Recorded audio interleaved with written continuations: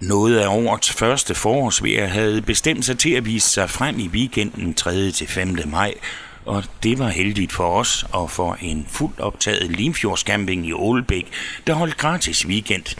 Det sker for at vise pladsen og dens mange faciliteter frem for nye, såvel som garvede campister. Vi var med et døgn for at snuse lidt til, hvad camping er for den moderne familie. Vi får børnebørn hjem fra Norge. 3 børnebørn. De elsker at komme herud. Og det er jo let som bedsteforældre at være barnepige sådan et sted. Vi ser dem faktisk ikke. De er på legepladsen, kommer hjem, når de er sultne. De bliver ikke væk. De kommer altid, når de er sultne. Så det er dejligt. Hvornår var det, I kom? Jamen, første gang, det var sidste år, hvor vi tog en hel sæson her. Og der var vi ret positive over alle de aktiviteter, der var her. Alt det, der skete, både for børn og voksne. Og børn i alle aldre generelt. Så vi tager simpelthen en sæson med, og vi tager højst sandsynligt næste sæson og næste sæson. Vi bliver ved. Det er rigtig godt, og de gør rigtig meget her. Altså for at komme og spørge, om man har det godt, og man er glad for pladsen og sådan noget. Det har vi ikke prøvet på andre pladser. Og det er rigtig imødekommende, synes jeg. Det er ikke sidste gang, vi er der i hvert fald. Vi har en pige på 6 og en dreng på 3.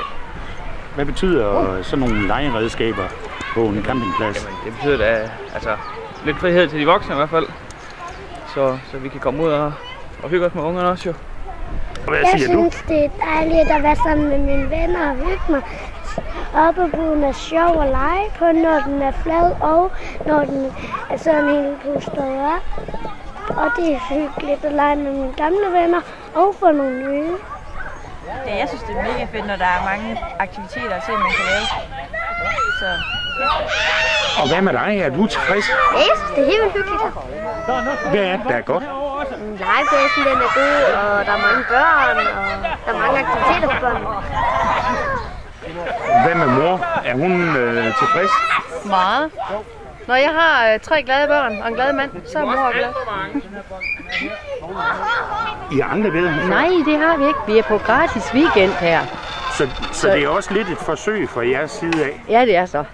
Det er det helt sikkert, fordi vi er lidt nybegyndere campister. Så det er rigtig lækker. Det var fint, vi opdagede det på nettet. Det var der, vi så det. Men altså, det er i hvert fald noget, vi er vild med. Også at komme her, det kan vi mærke.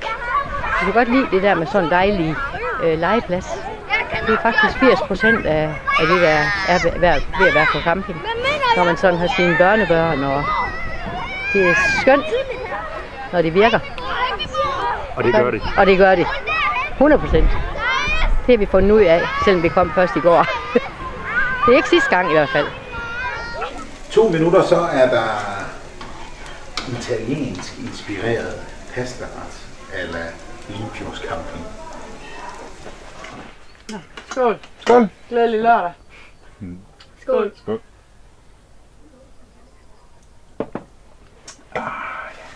Ved det bedste ved pladsen her, så lige bortset fra det fantastiske område og naturen og pladsen, så må jeg sige, så er det 4 ting. Det er Gurli, Asger, Majbrit og Martin. Fantastiske værtspar. Altså bedre værter kan man simpelthen ikke få. Så det må være det, jeg synes, der er det bedste.